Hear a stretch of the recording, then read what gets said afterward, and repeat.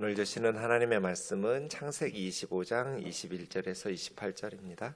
다 같이 일어나셔서 한 절씩 교독하겠습니다.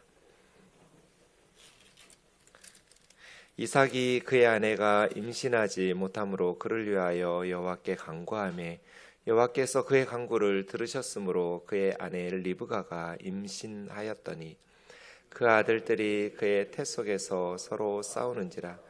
그가 이르되 이럴 경우에는 내가 어찌할꼬 하고 가서 여호와께 묻자온대 여호와께서 그에게 이르시되 두 국민이 내 태중에 있구나. 두 민족이 내 복중에서부터 나누이리라.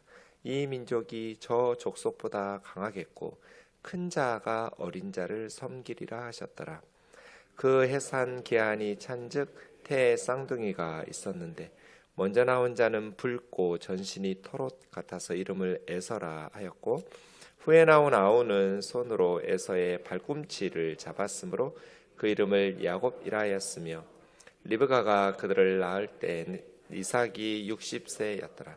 그 아들들이 장성함에 에서는 익숙한 사냥꾼이었으므로 들 사람이 되고 야곱은 조용한 사람이었으므로 장막에 거주하니 이삭은 에서가 사냥한 고기를 좋아하므로 그를 사랑하고 리브가는 야곱을 사랑하였더라. 아멘. 기도하겠습니다. 자리에 앉으시겠습니다. 존귀하신 하나님 아버지, 이 시간 주의 진리의 말씀으로 저희를 붙들어 주시고 새 학기를 시작하는 귀한 주의 자녀들에게 말씀의 은혜로 또 기도의 은혜로 인도하여 주옵소서. 미련한 종 주님 손에 맡기옵고 예수님의 이름으로 기도하옵나이다. 아멘. 2025년 봄방학 새벽기도에 오신 여러분 환영합니다. 올해 봄방학 새벽기도의 주제는 야곱의 비전이라는 말씀을 함께 나누려고 합니다. 지난 2년 동안 봄방학 새벽기도회의 비전에 대한 말씀들을 나누었고 작년에는 아브라함의 비전에 대해서 묵상한 바가 있습니다. 비전에 대해서 말씀을 나누면서 우리는 비전에 대한 세 가지 성경적인 원리를 함께 나눈 적이 있습니다. 비전에 대한 세 가지 성경적인 원리를 기억하실 것 같습니다. 기억 못해도 상관없죠. 다시 상기시키면 됩니다. 첫 번째는 비전은 사람이 이루고 싶은 꿈이 아닙니다. 세상 사람들도 다 비전이 있어야 된다고 회사의 비전, 개인의 비전 이야기합니다. 성경적 비전은 세상 사람들이 말하는 비전이 아닙니다. 세상 사람들이 말하는 비전은 자기들이 원하는 꿈을 비전이라고 해요. 그런데 성경의 비전은 우리가 원하는 우리 사람들의 꿈이 아니라 우리를 통해서 이루고 싶어 하시는 하나님의 꿈을 비전이라고 그래요. 하나님께서 우리를 세상에 보내실 때는 하나님의 꿈이 있었거든요. 하나님께서 우리를 통해서 이루고 싶어 하시는 꿈이 있었어요. 그걸 비전이라고 그래요. 좀 다르죠? 세상 사람들이 사용하는 것과 이 부분이 달라요. 우리 원하는 우리의 꿈이 아니라 우리를 통해서 이루고 싶어 하시는 하나님의 꿈, 그걸 비전이라고 그래요. 두 번째, 비전에 있어서 중요한 건 준비라는 거예요. 하나님께서 어떤 사람을 선생님이라는 비전을 주셨어요. 학생들을 잘 가르치는 선생님이 되는 꿈을 가지고 있었으면 중요한 게 뭐예요? 좋은 선생님이 될 수 있도록 준비하는 거잖아요. 하나님이 나를 통해서 이루시고 싶어 하시는 꿈이 무엇인지 아는 것도 중요하지만 더 중요한 건 준비하는 거예요. 그래야 선생님이 되죠. 사범대학에 들어가고 교육대학에 들어가야 선생님이 될 수 있잖아요. 하나님의 꿈을 아는 것, 비전을 아는 것보다 더 중요한 건 준비하는 거예요. 성실하게 하루하루 비전을 위해서 살아내는 것, 준비하는 것입니다. 세 번째, 비전은 삶에 열정을 준다는 사실이에요. 비전이 없는 사람은 삶이 지루하고 무기력해요. 그러나 하나님의 꿈을 가지고 사는 사람들은 열정이 있어요. 그래서 역경이 있기도 하고 힘든 어려움이 닥치기도 하지만 그 열정을 가지고 역경을 돌파해내요. 힘이 있어요. 하나님이 주신 꿈이 있기 때문이죠. 그래서 우리는 하나님 앞에 기도하는 거예요. 하나님, 저를 세상에 왜 보내셨어요? 저를 통해서 이루고 싶어 하시는 하나님의 꿈은 뭐예요? 제가 저를 통해서 이루고 싶어 하시는 하나님의 꿈을 잘 알 수 있도록 가르쳐 주세요. 아직은 명확하게 그 비전이 무엇인지 모르겠지만 점점 자라날수록 그 비전이 분명해지겠죠. 하나님께서 인도하실 거예요. 그 꿈을 위해서 그 하나님이 우리를 통해서 이루고 싶어 하시는 비전이 있다는 것을 확신하면서 지금 올 한 해도 성실하게 이번 학기도 열심히 준비하는 것이지요. 야곱의 비전은 금요일까지 이런 본문으로 전하려고 합니다. 오늘은 쌍둥이가 태어난 본문, 야곱의 출생에 대한 본문들, 내일 또 모레 금요일까지 야곱에 대한 말씀들을 본문들을 묵상하면서 비전에 대한 이야기를 해보겠습니다. 오늘 첫 시간이니까 야곱에 대한 성경의 기본적인 상식 퀴즈를 내겠습니다. 가로넣기예요. 야곱의 할아버지는 누구이지요? 야곱의 할아버지? 야곱의 할아버지가 누굴까요? 할머니는 누구이죠? 할아버지 아내겠죠? 야곱의 아버지는 누굴까요? 야곱의 아버지. 네, 야곱의 어머니는요? 아버지 부인이 어머니겠죠? 야곱은 쌍둥이인데 쌍둥이 형이 있습니다. 야곱의 쌍둥이 형의 이름은 뭘까요? 네, 정답 확인하겠습니다. 야곱의 할아버지는 아브라함이고 할머니는 사라죠. 아버지는 이삭이고 어머니는 리브가 레베카예요. 야곱의 쌍둥이 형은 에서입니다. 오늘 본문 21절 보겠습니다. 이삭이 그의 아내가 임신하지 못하므로 야곱의 아버지 이삭과 어머니 리브가가 임신을 못했어요. 임신하지 못하므로 남편인 이삭이 아내인 리브가를 위해서 여호와께 간구하매 야곱의 엄마 아빠가 하나님 앞에 결혼을 해서 아이를 낳고 싶은데 임신이 안 되는 거예요. 아이가 생기지를 않아요. 그래서 기도했어요. 몇 년 동안이나 기도했을까요? 20절에 보면 아버지 이삭이 결혼했을 때 40세라고 그랬어요. 40살에 결혼했어요. 아빠 40살에 엄마 리브가와 함께 결혼했는데 26절 오늘 본문 보니까 리브가가 아이들 쌍둥이를 낳았을 때 아버지 이삭의 나이가 60세라고 그랬어요. 그러면 몇 년 동안 기도한 거예요? 그렇게 어려운 산수는 아니죠? 아빠가 40살에 결혼해서 60살에 쌍둥이를 낳았으니까 20년을 기도한 거예요. 야곱의 엄마 아빠는 아이들 임신을 위해서 20년을 기도했어요. 기도는 이렇게 하는 거예요. 기도할 때 필요한 것은 인내와 끈기예요. 하다가 중간에 포기하는 게 아니에요. 하나님, 우리 가정에 아이가 꼭 필요해요. 아이를 주세요. 20년을 기도한 거예요. 20년 동안. 그 20년 동안 얼마나 힘들었겠어요. 왜냐하면 고대인들에게는 결혼한 부부가 아이가 없다라는 것은 정말 큰 고통이고 수치스럽게 여겼거든요. 지금은 그렇지 않죠. 그러나 이삭과 리브가가 살던 그 시대에는 아이가 태어나지 않는다는 건 가정의 큰 문제이고 그 문화 속에서는 큰 고통이에요. 지금과는 비교할 수 없을 만큼 큰 슬픔과 고통이에요. 그래서 정말 힘든 마음으로 20년을 기도한 거예요. 그 기도한 끝에 하나님께서 우리의 간구를 들으셨어요. 하나님께서 20년 만에 기도에 응답하셔서 이 쌍둥이가 태어난 것이죠. 기도할 때는 포기하면 안 되는 거예요. 우리 그리스도인들은 신앙생활할 때 포기하면 안 돼요. 기도하니까요. 포기는 그래서 제가 엄마 아빠한테 뭐라고 가르치냐면 배추 셀 때만 사용하는 단어가 포기입니다. 한 포기, 두 포기, 배추 셀 때만 포기라는 단어를 사용하라고. 절대로 저와 여러분의 인생에 포기라는 단어를 사용하면 안 된다고. 하나님이 기뻐하시는 것이 있고 하나님이 주신 꿈, 하나님의 비전이 있다면 포기하지 말라고. 우리가 포기하지 않고 기도하면 우리 죽고 난 다음에 우리 애들을 통해서라도 하나님께서 그 기도 응답하실 테니까 하나님께서 주신 꿈이 있고 하나님께서 기뻐하신 거라는 확신이 있으면 포기하지 말고 기도하라고. 그러면 그 기도가 반드시 응답될 거라고. 우리가 아니라도 우리 죽고 난 다음에 우리 애들을 통해서라도 이루어질 테니까 하나님이 기뻐하시고 하나님이 원하시는 비전과 꿈이 있다면 포기하지 말고 인내와 끈기로 기도하셔야 합니다. 이렇게 가르쳐요. 우리 주일학교 어린이들도 그렇게 하나님이 기뻐하시는 게 분명해요. 그리고 하나님께서 주신 꿈이 분명하다면 포기하지 말고 20년 기도했잖아요. 20년 동안 기도했더니 하나님께서 쌍둥이를 주셨어요. 그런데 22절 보세요. 이 쌍둥이들이 태 속에서 서로 싸웠어요. 엄마 뱃속에서부터 싸운 거예요. 이 싸웠다고 번역한 단어는 라짜츠라는 이스라엘 히브리어예요. 라짜츠라는 단어는 그냥 싸운 게 아니에요. 으깨다예요. 분쇄하다. 우리말 중에 박 터지게 싸운다는 말이 있죠. 으깨다, 분쇄하다. 이 라짜츠가 그 단어예요.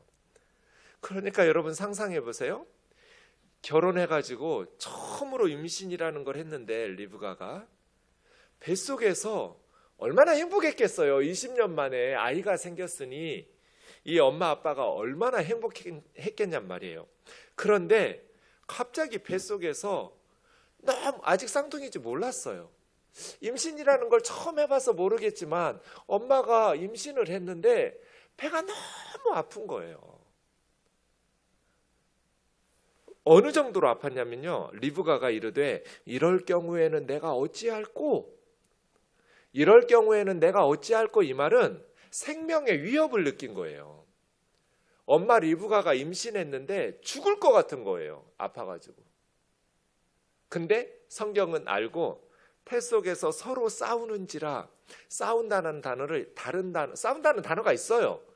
근데 그 단어를 안 쓰고 라짜쯔, 으깨다, 분쇄하다, 깨뜨리다 이 단어를 썼어요.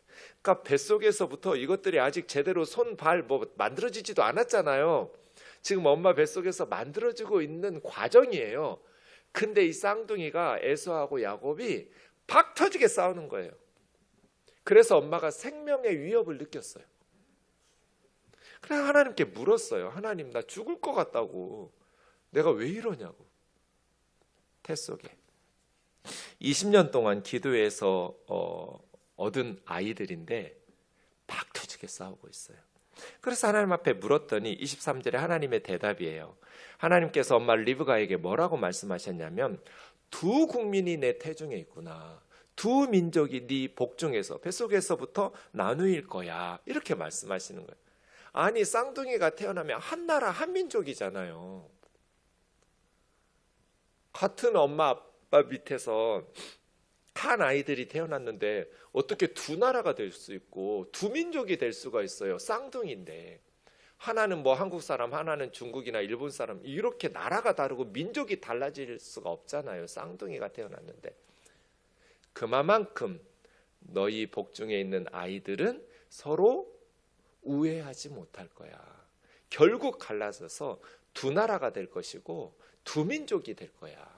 그런데 이 민족이 저 민족, 이 족속이 저 족속보다 더 강하게 될 거야. 아직 어느 족속이 더 강하고 어느 족속이 약한지 몰라요. 근데 마지막 문장, 큰 자가 어린 자를 섬기게 될 거야. 그러니까 형보다 동생이 강하게 된다는 거죠. 그래서 형이 동생을 섬기게 될 거야. 이렇게 하나님 말씀하셨어요. 이제 10달 해산의 기한이 차서 쌍둥이가 태에 있었는데 그 아이들이 태어났으니까 쌍둥이가 되었어요.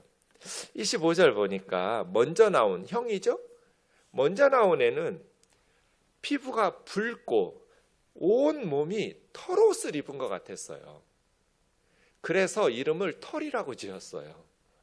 털옷을 입었다. 옷처럼 생긴 이 털이라는 단어가 세아르라는 단어인데요. 그래서 털이 많다라는 의미의 에사우, 이렇게 에서라고 이름을 지었어요.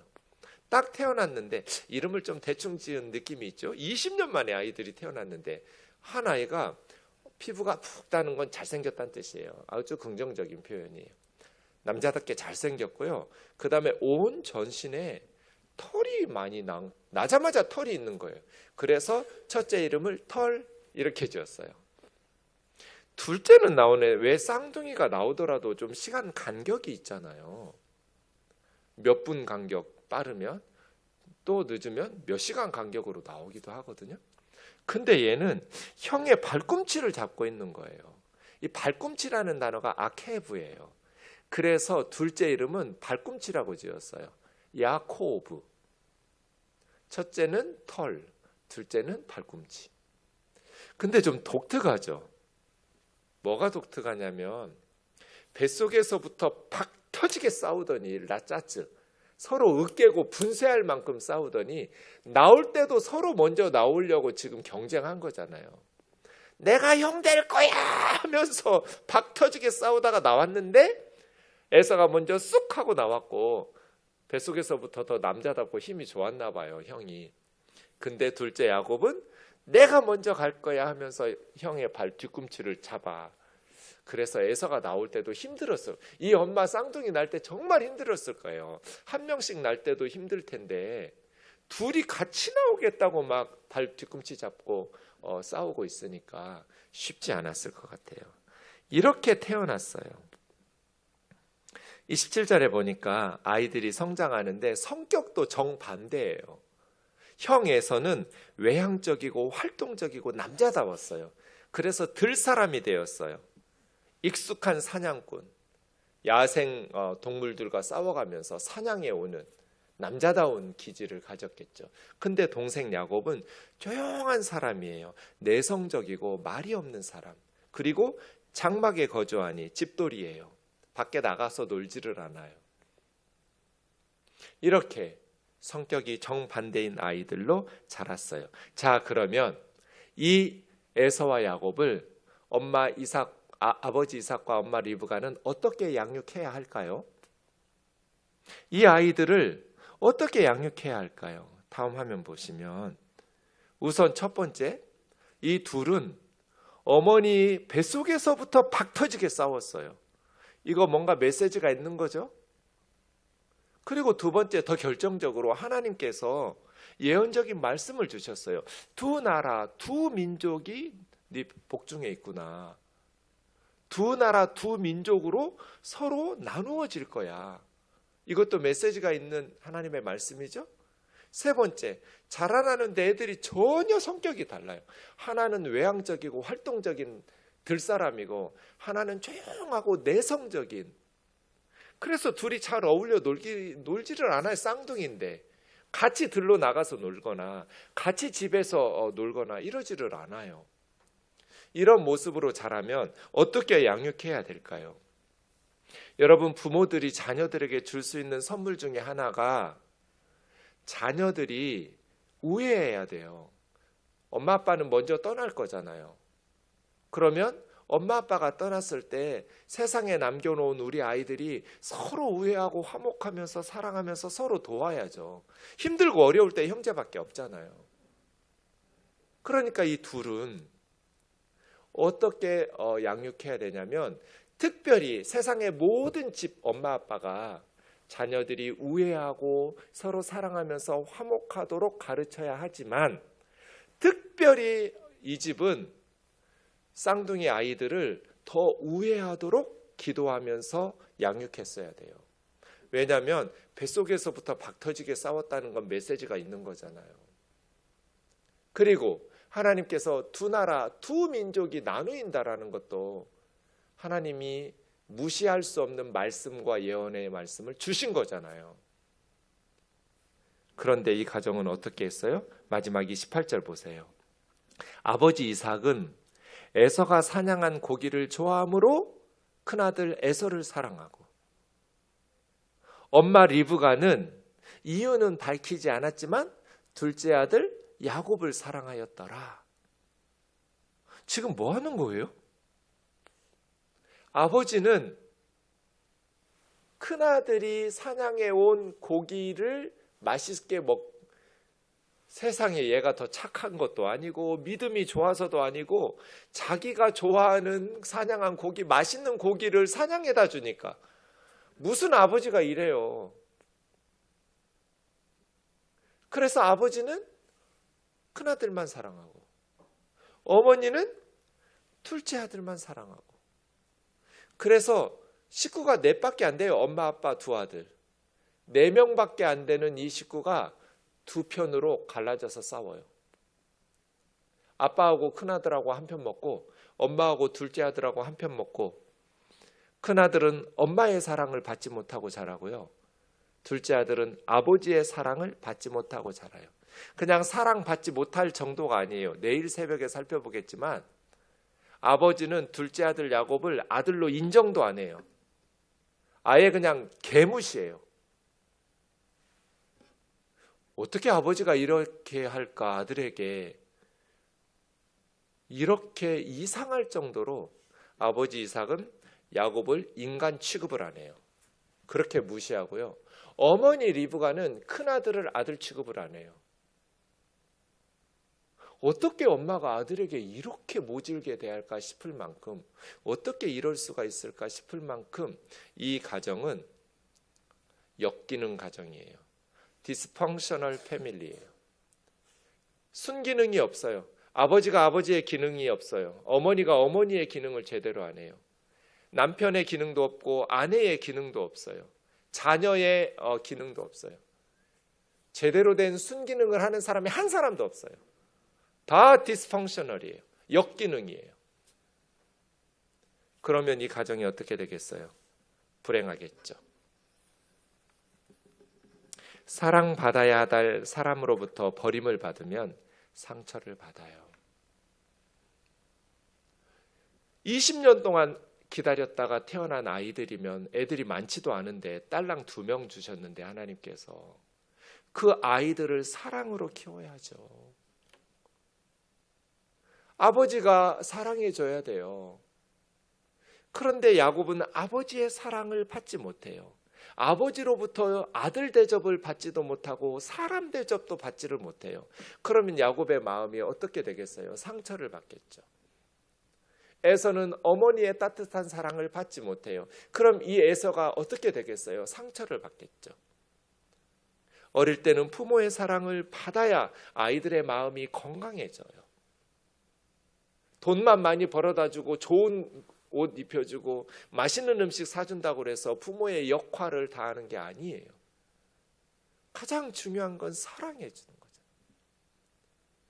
아버지의 사랑이 부족하면 아이들 마음에 상처가 생겨요. 어머니의 사랑이 부족하면 아이들 마음에 상처가 생겨요.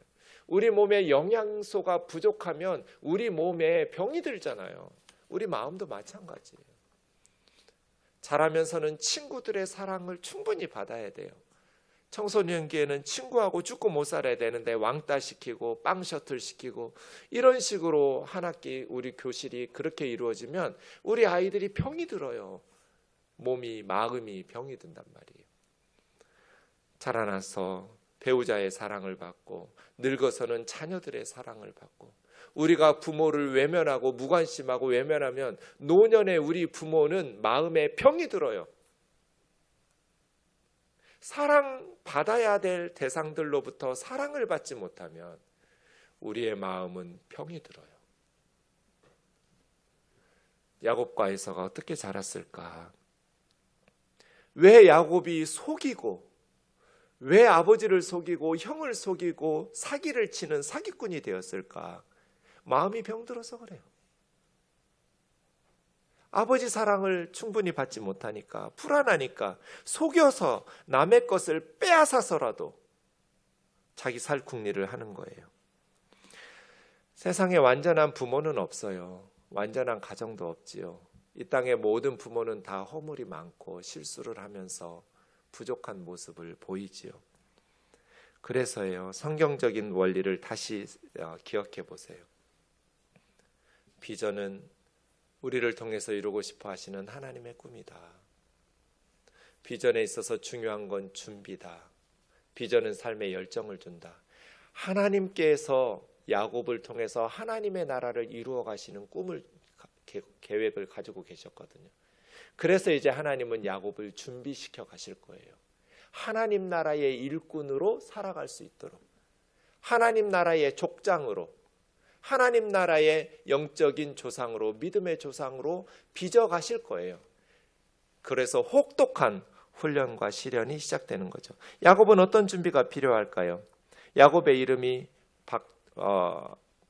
발목이잖아요. 뒷발목 잡고. 이건 뭐예요? 앞서가는 사람 뒤에서 발목 붙잡고 넘어뜨리는 사람이에요. 나보다 앞서가는 사람 뒤에서 발목을 발꿈치 잡고 이름처럼, 이건 속이고 사기친다는 뜻이거든요. 뒤에서 발 걸어가지고 사기치고 넘어뜨리고 짓밟고 내가 먼저 가는 사람, 이게 야곱이에요. 야곱은 그렇게 살았어요. 아버지 속이고 형 속이고 사람들 사기치고. 이렇게는 하나님 나라 일꾼이 될 수 없어요. 그래서 준비해야 돼요. 그러려면 부자 아빠 이삭이 아니라 그를 돌보시는 하나님을 신뢰하는 믿음의 사람으로 준비돼야 돼요. 그래야 남에게 사기치지 않을 수 있어요. 더불어 함께 행복한 세상을 이끌어가는 하나님 나라의 일꾼, 열방의 축복의 통로가 되는 그러한 삶을 살아야 되거든요. 이제부터 하나님의 훈련이 시작될 거예요. 제가 아는 일본 선교사님 중에 한 선교사님이 있어요. 근데 그냥 청년기에 조폭 밑에서 그냥 허투루 인생을 살았어요. 못된 짓 많이 하면서. 그런 청년이 교회 처음 나왔어요. 우연히 교회 처음 동네 교회 나와서 저를 만났어요. 교회 처음 나온 날. 제가 전도사인 줄 모르고 이런저런 얘기하다가 술 먹고 왔어요. 교회에. 12월 31일 마지막 날, 31일 날, 한 해의 마지막 날이니까 그냥 술 한잔하고 교회 온 것 같아요. 교회 와가지고 이런저런 얘기하다가 나중에 제가 전도사인데 모르고 반말했다는 걸 알고 예배 안 드리고 그냥 도망갔어요. 31일에 송구영신 예배 드리러 왔다가 그냥 도망간 거예요. 몰랐어요, 저는. 근데 나중에 또 왔어요. 교회 왔던 그 기억이 좋았나 봐요. 그래서 만나서 성경 공부를 하기 시작했어요. 성경 가르쳐 달라고 그래서 제가 성경 가르쳐 줬죠. 무슨 얘기 했겠어요? 십자가의 사랑 얘기 해줬겠죠. 하나님의 사랑 이야기를 해줬어요. 근데 다른 이야기를 할 때는 조용히 잘 듣고 있는데, 사랑한다, 하나님께서 형제님을 사랑한다라고 말하면 화를 내는 거예요. 사랑한다는데 왜 성질을 내요? 왜냐하면 이 형제는 고아였어요. 엄마 아빠의 얼굴을 본 적이 없어요. 기억이 없어요. 어려서부터 버려졌어요. 고아원에 버려졌는데 고아원 원장님이 좋은 분이 아니었어요. 그래가지고 어린 시절이 너무 힘들었어요. 친구하고 고아원에서 도망 나와가지고, 고아원에서 어린 나이에 도망 나온 애들을 받아줄 데가 어디 있겠어요? 아무도 세상에서 받아주지 않았어요. 그래서 이 일 저 일 먹고 살기 위해서 온갖 일을 다 했어요. 그런데 전도사가 하나님이 자기를 사랑한다고 말하는 거예요. 그 말을 들으면 화가 나는 거예요. 하나님이 나를 사랑하면 어떻게 우리 부모가 나를 버리냐? 나를 사랑했는데 어떻게 내가 고아가 됐냐? 전도사님이 내가 어떻게 살았는지 아냐? 내가 죽고 싶었는데 죽지 못해서 억지로 참고 사는데 내가 얼마나 힘든 일을 많이 겪었는지 아냐? 근데 무슨 하나님이 나를 사랑하시냐?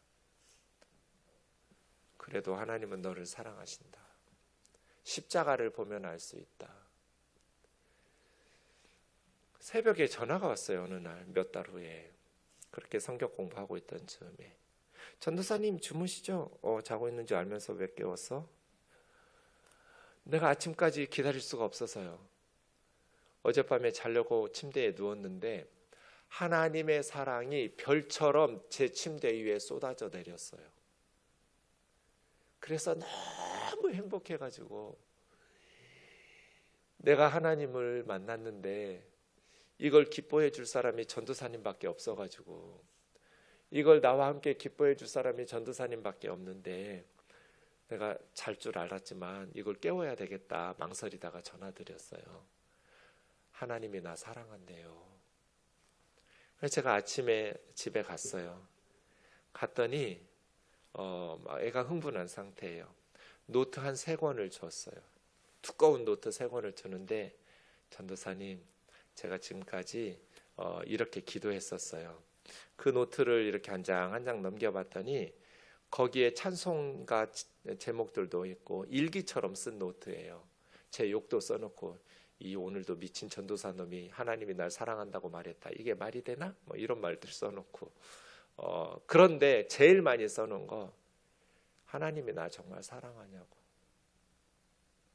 나 같은 고아 버려진 아이, 엄마 아빠도 나를 버렸는데 하나님이 나 버리지 않고 하나님 나 사랑하냐고. 그것 좀 가르쳐 달라고 써놨어요. 노트 3권 빼곡히. 근데 하나님께서 몇 달 동안 기도했었는데 잘라고 침대에 딱 누웠더니 하나님의 사랑이 별이 쏟아지듯이 침대 위로 쏟아져가지고 너무 기뻐서 잠을 못 자고 새벽 내 거실에서 방에서 왔다 갔다 하면서 방방 뛰면서 기뻐하면서 눈물을 줄줄 흘리면서 하나님의 사랑이 자기를 덮쳤어요. 그리고 나서 어느 날 몇 년 후에 저한테, 목사님, 이제 그땐 제가 목사가 됐어요. 목사님, 성경에 이런 구절이 있는 거 아세요? 하면서 가르쳐 준 구절이 저 구절이에요. 저 몰랐어요. 성경에 저런 구절이 있는 줄을 몰랐어요. 시편 27편 10절이에요. 내 부모는 나를 버렸으나 여호와는 나를 영접하시리이다. 이런 구절 성경에 있는 줄 저 몰랐어요. 읽고 그냥 넘어갔겠죠. 저는 별로 마음에 담아두진 성경 구절이 아니니까. 그런데 부모에게 버림받았던 이 형제는 이 말씀이 확 박힌 거죠. 읽자마자. 내 부모는 나를 버렸으나, 자기는 진짜 부모에게 버림받았으니까 여호와는 나를 영접하시리이다. 이 말씀을 가지고 또 기도하는 거예요. 하나님의 사랑으로 시간이 좀 걸리긴 했지만 자신의 모든 상처와 아픔이 치유되고 회복되었어요. 그래서 아버지를 찾아서 아버지를 몇 년 동안, 자기를 버린 아버지를 잘 효도하면서 섬겼어요. 그렇게 극진하게 효도하는 아들을 제가 본 적이 없어요.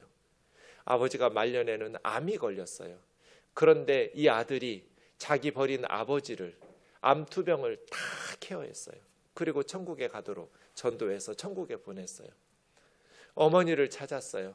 어머니는 끝까지 아들 보기를 원치 않았어요. 그런데 어머니를 위해서 계속 기도했어요. 어머니는 만나지 못한 채 어머니는 돌아가셨어요. 예수님을 믿었는데, 이제 내가 크리스찬이 되었는데 어떻게 살아야 될까 기도하다가 자기가 제일 살면서 미워한 사람들이 일본 사람들이라는 걸 알게 되었어요. 그래서 일본에 예수님의 사랑을 전하는 선교사가 되겠다는 비전을 가지고 일본으로 갔어요. 일본말 하나도 모르는데. 일본으로 가면서 자기 이름을 마사코라고 지어서 자기 그 홈페이지 카톡 같은 거, 카톡의 메일, 이메일 어드레스 주소 같은 걸 마사코 7이라고 썼어요. 나중에 알게 되었어요. 엄마의 한국 이름을 일본어로 바꾸면 마사코예요. 알고 지은 게 아니었는데 마사코 7이라는 아이디를 지었는데 그게 엄마의 이름이었어요. 그리고 일본에 가서 일본 자매를 만나고 가와무라 유키에라는 사모님을 만나서 결혼하고 일본 선교사로 지금 몇십 년 동안 복음 전하면서 하나님의 종으로 살고 있어요. 내 부모는 나를 버렸으나 여호와는 나를 영접하시리이다. 하나님은 절대로 우리를 버리지 않으세요. 엄마 아빠한테 상처받을 수 있어요. 하지만 하나님은 절대로 우리를 버리지 않으세요. 그러니까 그 김정남 선교사처럼 내 부모는 나를 버렸으나 여호와는 나를 영접하시리라는 믿음을 가지고 예수님의 사랑으로 우리의 상처받은 마음들이 치유되고 회복되어서 우리도 야곱처럼, 우리도 하나님의 일꾼들처럼 주님의 나라의 일꾼으로 준비되어서 쓰임 받기를 주의 이름으로 축원합니다.